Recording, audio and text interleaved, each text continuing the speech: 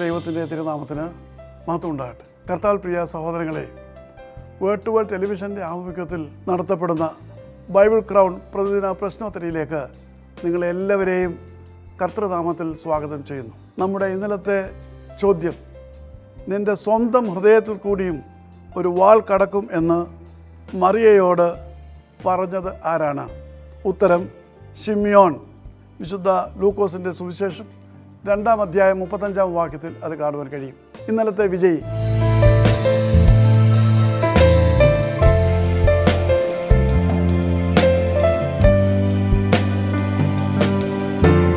ഇന്നത്തെ ചോദ്യം, നിങ്ങളുടെ സകല ചിന്താകുലവും അവൻ്റെ മേൽ ഇട്ടുകൊള്ളുവിൻ എന്ന് ഉപദേശിക്കുന്ന അപ്പോസ്തലൻ ആരാണ്? ചോദ്യം ഞാൻ ആവർത്തിക്കുന്നു.